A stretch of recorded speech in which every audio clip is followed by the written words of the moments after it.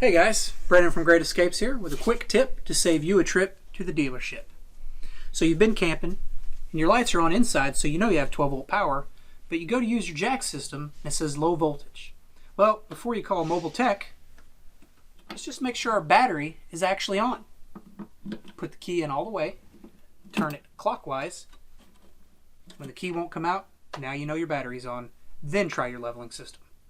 That's a quick tip to save you a trip.